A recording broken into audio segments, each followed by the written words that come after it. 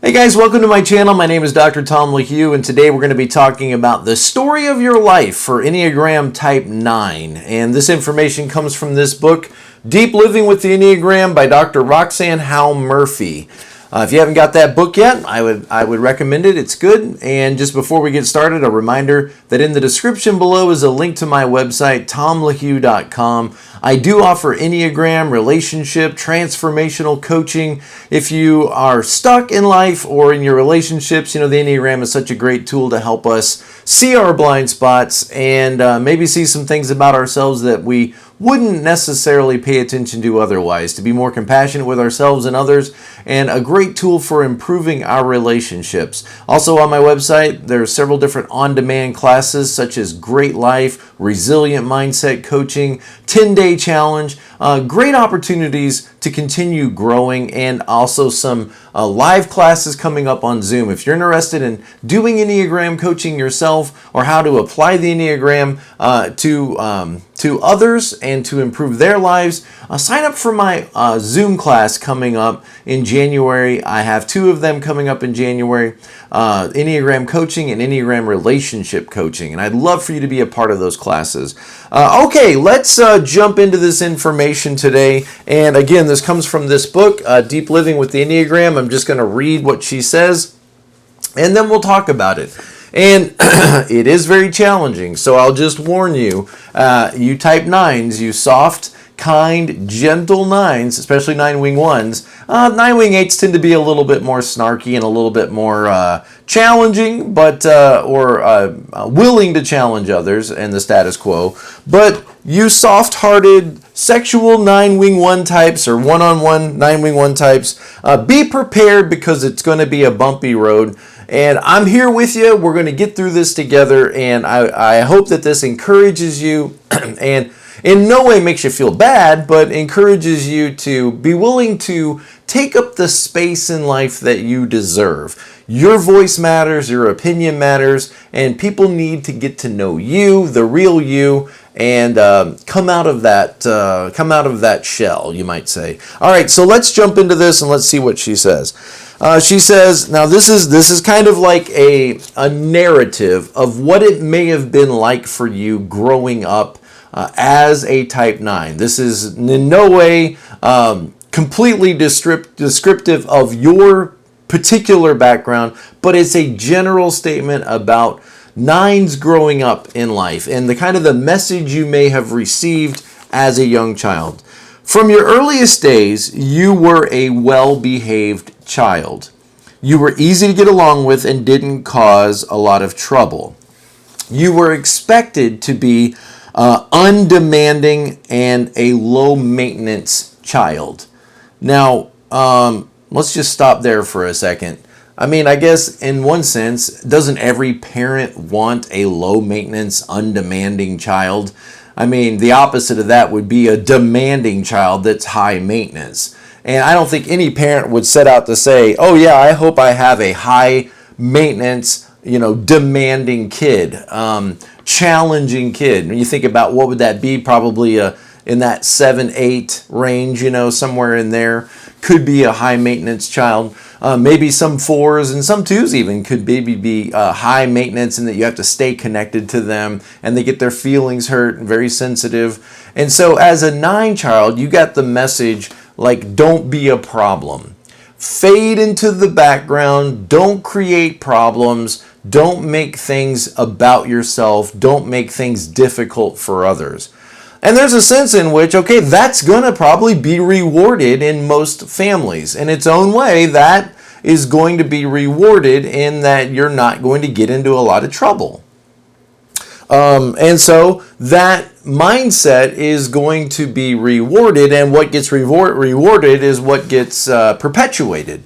And so she goes on to say, by being obedient, and I might add the word quiet, by being obedient and quiet, you maintained a feeling of harmony and connection to the important people in your life. To disobey meant that you could lose this connection.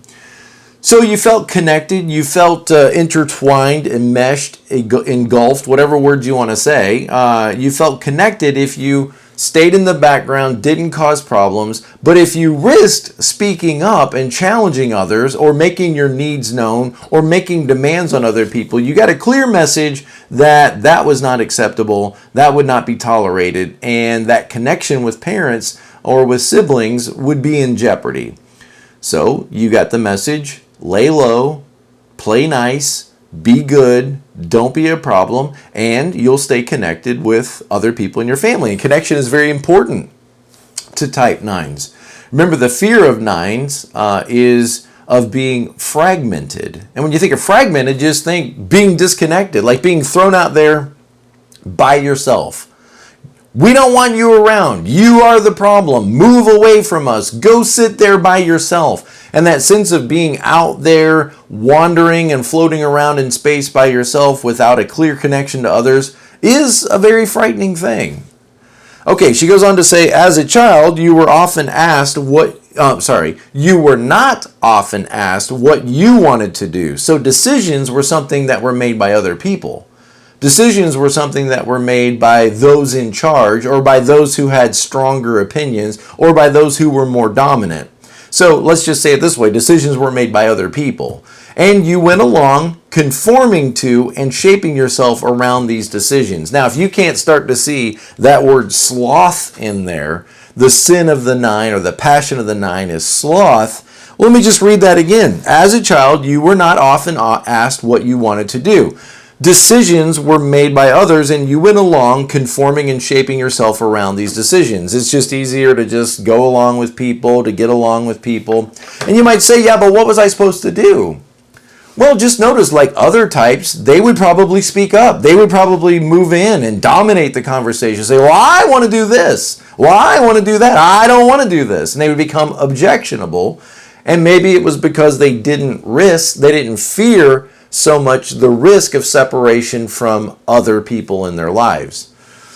Maybe have a stronger sense of themselves, a stronger sense of their presence, a stronger sense of their voice, and feeling like their voice matters. And so they object. Other types object. And as kids, they would step in and they would say, I don't want to do it that way. I want to go here instead. I don't want that. But you got a clear message that don't do that. Don't rock the boat.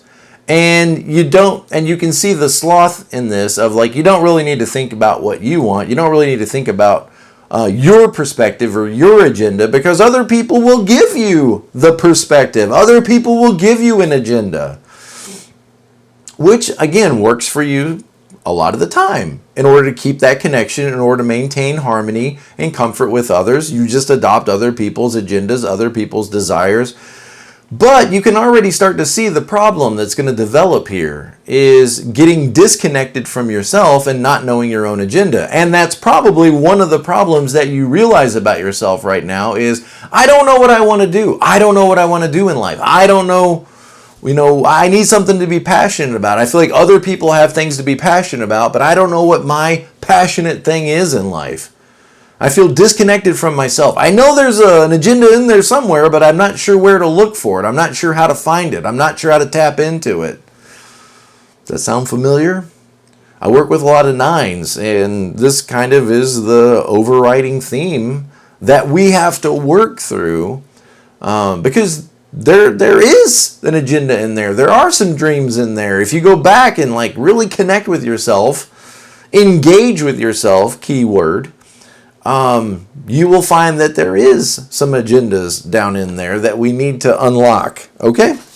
What else is this? Don't assert yourself. So be undemanding. Be a low maintenance child, which, might correspond to a low maintenance person. You might also have heard an adult say, oh wait, I missed a little part here. She says, if you attempted to assert yourself, you may have gotten a strong message similar to, little girls are made to be seen and not heard, or little boys are made to be seen and not heard. It may not have been said like that, but essentially the message was, we don't care what your opinion is. And notice, like as a 9, you tend to bring that sense that other people's opinions matter. We should stop and listen to one another. We should stop and hear each other. We should stop and make space for one another. And I have to believe that that priority is rooted in this pain that you have as a 9, that your opinion didn't matter. Your opinion, at least on the surface, didn't feel like it mattered, and you didn't feel like you necessarily had opportunity to step up into your own space and to make your needs, wants, and opinions known. And so you value other people being able to share their opinions and us listening to those opinions. I told you this was going to be hard. I told you this was going to be rough. But it's so good. It's so good to think through these things. It's so good to move through this information and challenge yourself and see why you're wired the way you are, or at least begin to scratch at this. Okay. You might also have heard an adult say to you, don't say that, or you didn't really mean that. And you came to experience your emotional connections with your family, that those depend on you accommodating their wishes and their priorities. And there's a key word for 9s, accommodating. Or let me say it in a different word, minimizing. Minimizing yourself, accommodating yourself to other people and their agendas, other people and their desires. Now, is that a bad thing? No, that's not a bad thing. That can be a very good thing. I mean, really, probably it would be better for most of us to learn to be more accommodating. Especially be helpful for 8-wing 7s, 9-wing 1s that need to lean more into that 9. 1-wing 2s, 8-wing 7s especially, to lean more into that 9 of accommodating other people. Accommodating people is great when other people are going in the right direction and other people are saying and doing things that are good and work for your benefit also. But, of course, accommodating others could become very problematic when you're just getting along with people in order to get along in life. Yeah, let's just say it this way. It works for you 80% of the time, but 20% of the time, you shouldn't accommodate other people. There's got to be at least a 20% of the time, maybe 10% of the time. Give me that. Give me 10% of the time that you should be saying no to people. No, I'm not doing that. No, I'm not comfortable with that. No. Are you in touch with your no? Because you need to get in touch with your no. You need to be able to say no. I've said this before in videos with 9s especially, is if you don't know how to say no, you're never really going to learn how to say yes. Realize all this it's fine, it's no problem, yes, I can do that for you. You may not really be saying yes to people. They're hearing yes, but you're not really meaning yes. And that's why there's frustration and bitterness and resentment that builds up in you. Remember, you're an anger type.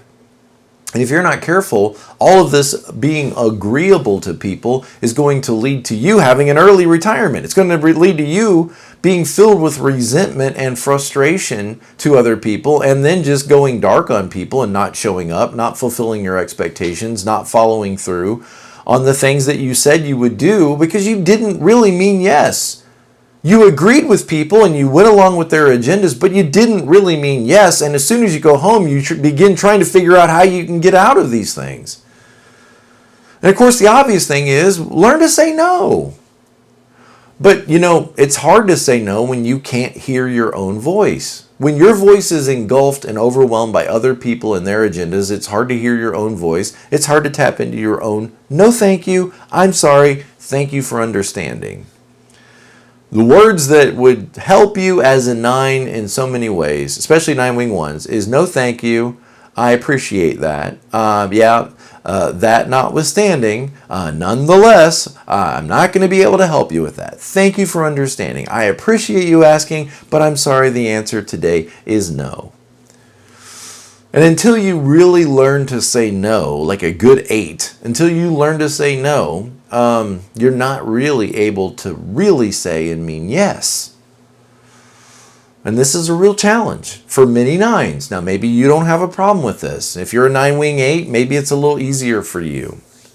But let's keep going. Okay, so you may have heard a message similar to this. If you follow your own dreams, something terrible could happen, perhaps even to another person. In other words, you'll be a problem.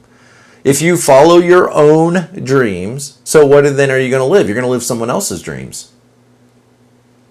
And you may not realize how much of your life has been directed to you by others.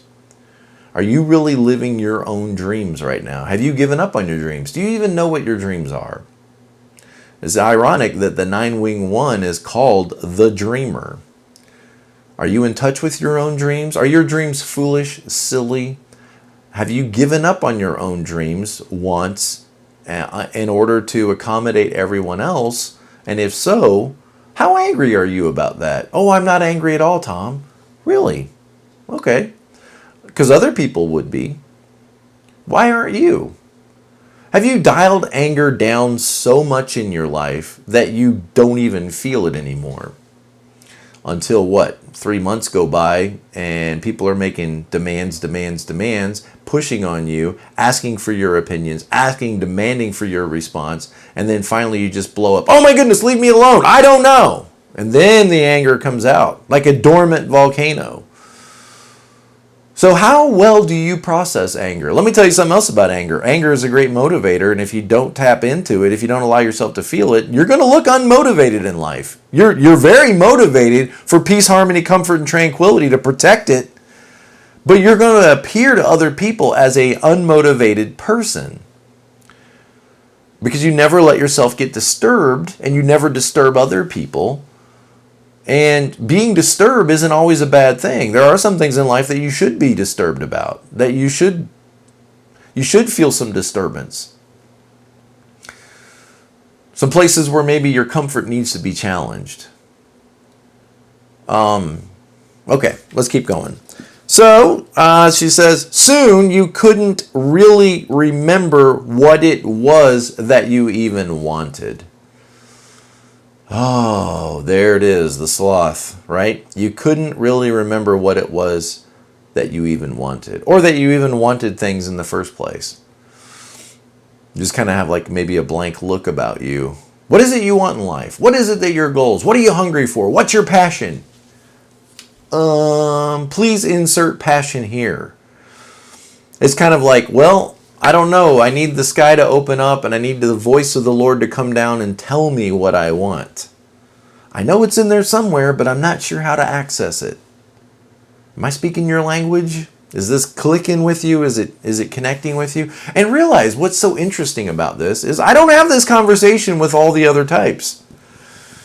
I mean, there's a degree in which all of us struggle with this to some degree, right? But this is my conversation with you as a type 9. Why am I not having this conversation with a 5 or with a 4 or with a 1? Because I don't need to. This is a conversation I need to have with you. It's unique to you. You don't see your own perspective and your own uniqueness, but here it is. So you kind of forget what it was I even wanted. I'm not even sure what it is. It was just easier. Notice, 9s, if you're not careful, you'll take the path of least resistance. You'll kind of move along with the flow, which is nice. Everybody likes that. Everybody gets along with you because you go with the flow. But isn't there something that you need to go against the flow for? Isn't there something that you need to just stand up, turn around, and go against everybody and just say, I don't care. I'm going in this direction. This is what I want. Is that part of your story at all? Do you have any moments you can remember in life where you did that? And maybe you did, you tried it. Oh, and it didn't work out well. People got upset. It didn't work out. And I was a problem, and I got a clear message. Don't do that again. Okay. Whatever you want is fine. It was far more comfortable. Now listen to this. I wrote the words wow next to that, next to this next statement. Wow. Because I get chills. Okay. Listen to what it says. It was far more comfortable, and notice, you are driven by comfortable. You're driven toward it. If you're not careful, you will always choose what is comfortable now and give up what will make you comfortable later. That's the whole point here. If you're not careful, you are so driven to remain comfortable that you won't work toward what would actually bring you real comfort and harmony and peace in life. So busy focused on the comfort and the peace and the harmony and keeping that right now in the present moment that you won't do what it takes to attain real comfort in your finances, in your relationships. You won't have those difficult conversations or challenge people or make your wants and needs and opinions known because it's going to so disturbed the immediate that you give up your long-term. You give up your life if you're not careful. Okay, let me read this statement because I wrote wow next to it because it's really powerful. Listen to what she says. It was far more comfortable to have neither an opinion nor your own priorities. Ow. That's very owie. It's very stingy. My daughter would just call me cringy right there. She would say, Dad, you're so cringy. Maybe a little cringy. That's okay. It was far more comfortable to have neither an opinion nor your own priorities. Now, I'm telling you guys, if you sit and think about this long enough, it's going to bring tears to your eyes. It just will. I mean, look back over, this is the story of your life, okay? Look back over your childhood. Think back to your teenage years. Think back to that first romance that you had, that first crush that didn't work out. Think back to your whole college experience or your lack of college experience or whatever happened after high school and you started out into this world. And just let that phrase spin around in your head for a minute and allow yourself to feel the pain of it. Pain can be a good thing. Listen, you're hearing this from a 7. 7s don't like pain, but I've recognized that often pain is a great challenger and a megaphone that the Lord uses. Pain is a great motivator to get you unstuck in life. So you got to lean into it sometimes. Got to lean into the pain. Lean into the disturbance. Let yourself be disturbed. Oh my goodness, if there's probably anything that you need right now more than anything else as a 9, gentle, soft, comfortable, warm and cozy 9, is you need to be disturbed. Just a little bit. You need to get angry. Just a little bit. Get angry at your circumstances. Get angry at yourself. Get angry at the world. Get angry at something. Tom, you're telling us to get angry? Are you an angry person? No, well, maybe a little bit. But, anger isn't a bad thing. It's what you do in response to that anger. It's how you act out on it. But I just want you to take a second, look around at your life and say, why have I accepted this? Have I accepted so much less than I should? Do I know what my dreams are? Do I even remember what it feels like to have dreams? And why am I not doing the things that are necessary to realize those dreams? Have I let other people dictate for me what my future is going to be? Because you got a clear message that don't rock the boat. Don't be a problem. What is it? Be a low maintenance child who is undemanding. Okay. Wow. Neither your opinion nor your priorities. It's more comfortable to not have an opinion. And notice how much you care about listening to other people's opinions, understanding other people's perspectives. Why? Because you know what it's like to not be listened to or to be a problem. Even your expression of excitement or other big emotions felt unsafe. It wasn't acceptable for you to show anger, and you couldn't tolerate having someone angry with you. Oh no, they're upset with me. Goes to 6, right? Becomes worried, anxious, feeling disconnected. I need to make that right. I need to go after them. I need to avoid them. I need to never go around them again, never reach out to them. Why? Because they're upset with me and I can't handle that. Since you couldn't express yourself externally, you found safety in a comforting space inside yourself. In other words, you turn inward, away from people. No one ever really knew that what you thought or felt, and you began to feel invisible. You kept a low profile. Which will work. Yeah, it'll work. I mean, you won't have people chasing you down, and you won't have these conflicts and you won't have these challenges, but you're going to have a whole list of other challenges. And I always say, remember when you can't have conflict with people externally, you're going to have it all internally. If you can't have your arguments outside, you're going to have them inside. But even that, you'll learn to shut down and just be like, whatever, it's not worth it. Just move on, just let it go, let it go. which is okay. But then at some point you hit your precipice. At some point you hit the tipping point and you just can't take it anymore. And usually the time that 9s reach out to me is when they just can't take it anymore. And they're just done. And they're ready to just trade in their life. And it's sad. Because you can start making changes right now. You can start changing your life. Do you know that your life is your life? It seems the most obvious thing in the world, but it may be something that you overlook. Like, your life is your life, and you need to own your life. And if there's something in your life that isn't going the way that it should be, then you can take responsibility and initiative to change that.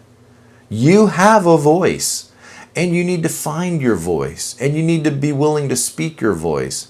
And the people that really love and care about you, that are committed to your benefit, are going to be excited to hear your voice. Now, the people that are just lurching onto you and latching onto you and leeching onto you, they don't want to hear your voice. They just want you to follow their agenda. But those people are not really your friends. You can remain friends with them by minimizing yourself and avoiding your own voice and not causing trouble and being undemanding and low maintenance. But you're working really hard to keep these people in your life and to maintain your comfort and harmony. So if you're ready for some changes, let's start making some changes. That sounds sensible. Okay, let's see what she says here. Since expressing your natural anger didn't feel safe, you had times when you felt depressed. Yeah, because you're holding all this toxic stuff in. You're holding all this angst and all this problems in. You don't create any angst out there in the world, but what's going on inside you? Angst. Or you could say you're becoming incongruent, internally incongruent. You felt times when you were depressed, even though you didn't know why you were down. It didn't feel like your presence mattered all that much. You got a message that we'd be fine without you. We'd go on without you. Life would be okay without you. So don't rock the boat. You came to organize your life around that, and it not being okay to assert yourself, not being okay to show your strength or your will, your desires, your will. Your life became shaped around saying no to and erasing big parts of yourself. That's so sad. I mean, there's probably the rest of us that need to work on a little bit more of that. Like, maybe we should erase our cursing or erase our demanding, making fun of others. There's probably all kinds of things that the rest of us should work on minimizing and diminishing so that our lives and relationships can be better. But notice the way you tend to lean is erasing and diminishing big parts and chunks of yourself in order to accommodate other people. And this may be the first time you've ever heard this. Maybe you're like in shock. It's all settling in. Like the veil is being lifted and you're seeing yourself in a very new way that can be very disturbing. It really can be. The Enneagram is not something that makes us feel always good. It's like standing in front of a mirror and seeing your body's covered in hair. And you're like, oh, wow, yikes. This is why everybody reacts to me like I'm a wolf man. Okay, this is getting too personal. All right, so let's go on. What you didn't see is that your presence actually does matter. Yes, it does. Very much. And that your voice, your ideas, your engagement in the world make a big difference. Look at this. Oh, wow, you're becoming more assertive. Great. Assertive doesn't mean aggressive. Okay, keep that in mind. When you are assertive, you're just owning what is yours to own. You're owning your yard. Aggressive is you're trying to own your neighbor's yard. Don't worry about your neighbor's yard. Okay, your challenge is probably you need to get more assertive. Like, you need to own your life, own your space, own your voice, own your job, own your marriage, own your time. And like, you know what? There's things in my life that I don't like. There's things in my life that could be better. And let's just start there. If you don't know what you want in life, just start with, how could my life be better? Could my marriage be better? Could my relationships be better? Could my relationship with my child be better? Could my performance at work be better? How could my life improve? Could my community around me be better? How could my life improve? And then what steps could I take to actually begin to improve those things? And look how you're now becoming a little more assertive, because your presence does matter and your voice does matter. And other people need to hear this value. Instead of just telling yourself, be quiet, get along, listen to everybody else's opinion, do what they want. Instead of being the person that hears that voice, be the person that shares that message with everybody else who doesn't hear that voice. In other words, become a mediator. Become a mediator. And you're going to have to lean into your 8 a little bit to stand up and say, Carl, nope, we've heard from you already. Now let's listen to Sam. Go ahead, Sam. Carl, are you hearing what Sam said? Instead of you hearing that voice that you need to shut down and you need to give other people's opinions so much voice, be the voice that reminds the rest of us that everybody's opinion should be heard and everybody should have a seat at the table and everybody in the team should work together. And you start living out your purpose this way of bringing peace and harmony. Instead of just trying to keep your peace and harmony, you start bringing peace and harmony. What a necessary part of the puzzle that is. Okay. Your presence does matter very much, and your voice, your ideas, your engagement in the world make a big difference. What you couldn't see is that when you show up for your life, you help people's lives change, and you experience your own exuberance for life. Is that a good word to describe you today? Exuberant for life? Or are you just going through the motions? Let's find that exuberance for life together. Let's recover that passion for life. You know, at your best, you look like a 3. Setting goals, pushing yourself, moving to the next level, achieving, overcoming obstacles, moving forward, knowing your agenda, being strategic. That's what you look like at your best. You know what you look like under stress? A 6. Like the dark parts of 6. Worried, anxious, not sure of yourself, not questioning yourself, looking out for others for their support. What do you guys think? Does this make sense? I don't know what to do. What do you? Okay, I'm not going to make any decisions until I have everybody's input. That's you under stress. Have you been there a long time? Are you there now? The struggle is real, my friend. But you know what? You're not alone. You're not in this alone. You got people around you that care about you. And reach out to me. Let's work through this. Let's find our voice once again. Let's show up fully to life. I'd love to work with you. All right. Take care, guys. Appreciate you all. Love you all. Thanks for your support. And be present to life. I'll see you next time.